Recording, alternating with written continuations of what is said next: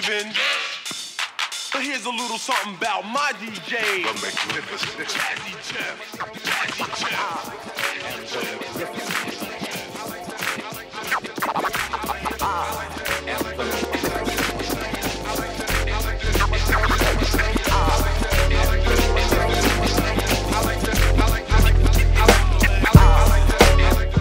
Jeff Towns, DJ Jazzy Jeff.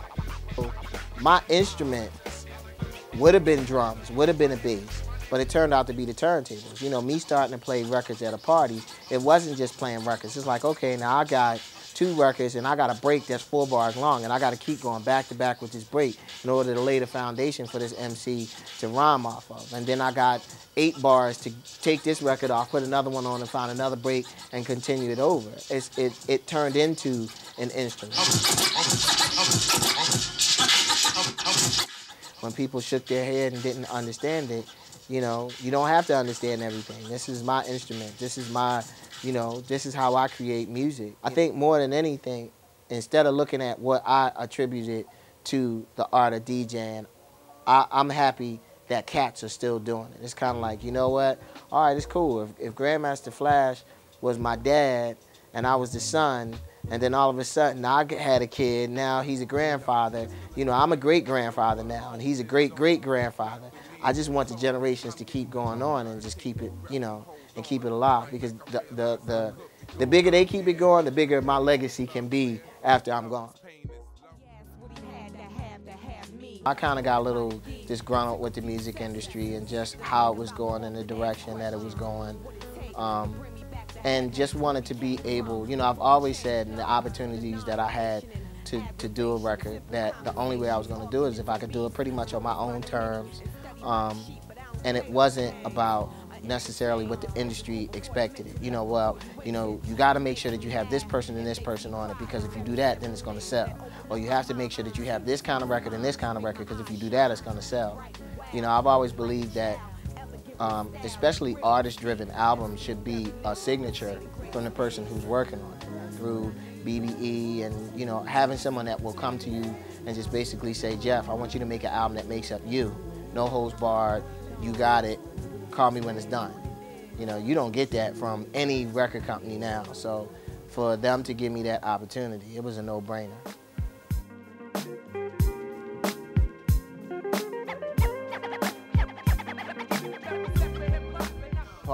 Paulie has been one of the most respected MCs in Philadelphia for years. Proud to tell her I'm a Mac, but Angel thinking she hot. So all I do is D&G out the paper she got. Had a job working Tiffany up at the mall. Plus a man named Amani heard he looking for Paul. You know, but Paul quit. You know, he went, got a 9-to-5 job, you know, settled down with his girl and his kids and was just like, I'm done. You know, and it was amazing to me, like, wow, the industry has gotten so messed up for you that you just said, I'm not going to do what I love the most. And I basically almost had to beg him to, you know, come on, Paul, come down. You know, I got him down the studio, got him on the mic. You know, he still had tons and tons of stuff, you know, and I just kind of made him understand that I'm trying to take a different path. You know, I'm trying to take the path that you missed and that I missed.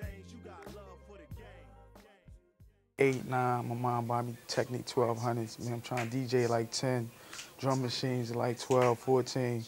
Wrote my first round like March 10th, 1983, because I dated the paper. You know what I'm saying? So Black has been around for a long time. Black has been on a bunch of really big underground records and has, you know, a really good rep on the underground scene. But another one that went to college and was an English major and knows how to use words, and it was, you know, Black is straight from the street. And it was just kind of like, you know, to me, Black is hip hop. I met Chef about 7 years ago. Chef's from Detroit.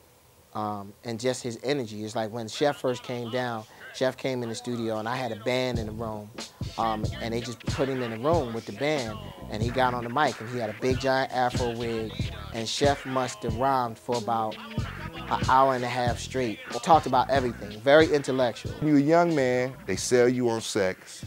As you become an old man, they got you twisted up in sex and you around, fall in love and end up needing sexual therapy. And then at that point, you either go left or right, and one is counseling, the next is the porno. And try to expand your repertoire, and you just be caught in the matrix. Because love is love. If you love the person for the right reasons, sex would be good because of that. D was signed to Elektra Records about 8 years ago. We did an album on V, signed him to Elektra, and he might have been a little bit before his time.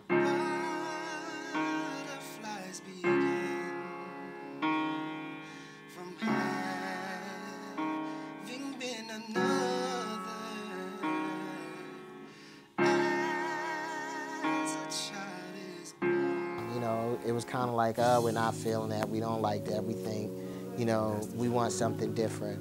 And he kind of got disgruntled, and he left and, you know, went off and just ended up getting a job and just wanted to get away from music. And it was just ironic that, you know, about 5 years later, I hooked up with Jill, and we did almost the same kind of record, and it just blew up. Cy Young introduced me to Rahim, which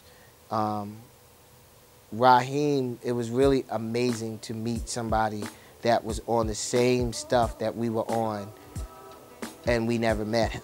You know, Rahim was very talented, very spiritual. A lot of the lyrics that he wrote really were reflective, made you think about a lot of stuff. He's very, very reminiscent of Marvin Gaye. I seen streets where youth are forced to take the long way home. And I've seen the mothers mourn the loss of their only born. But still I believe we are given nothing more than we can bear. Our vision is only blurred.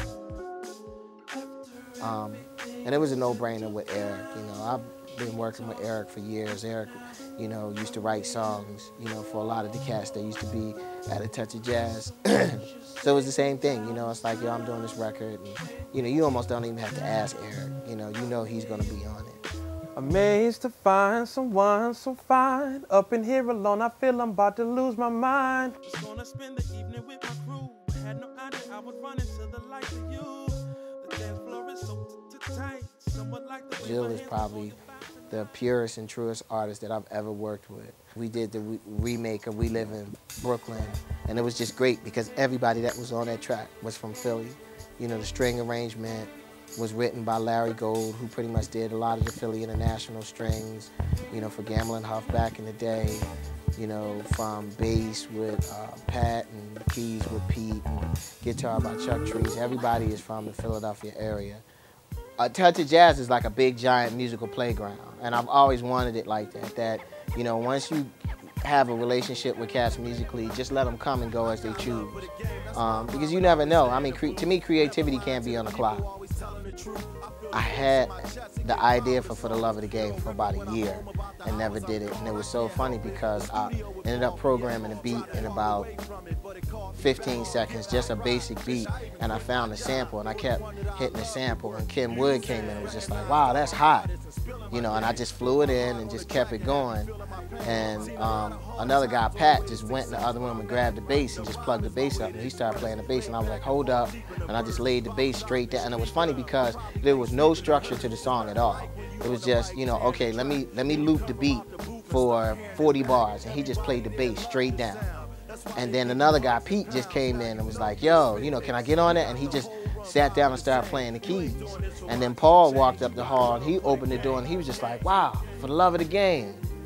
And him and Black just sat down and wrote it. And it was like I sat there, and I wrote the hook out and sat with V and was just like, V, you know, sing this, sing this. And it was like, it was amazing that in about 15 minutes, we pretty much had the whole idea and the body of the record. But to me, I think that record probably constitutes what this album is about more than anything. Love what you do and do what you love for the love of the game. Oh, Dino. Yo, we should have did that. I'm 37 and been professionally in the music industry for over 20 years. I'm not old by no way, shape, or form. You know what I mean? Barry Gordy started Motown at 37. I'm like, damn. You know what I mean? You know, I can't be looking at like, oh, it's about time for me to start wrapping it up. You know, I'm like, nah. You know, I'm gonna be non-stop. I'll be 57 DJing. From the thugs, yeah, it's the game, yo.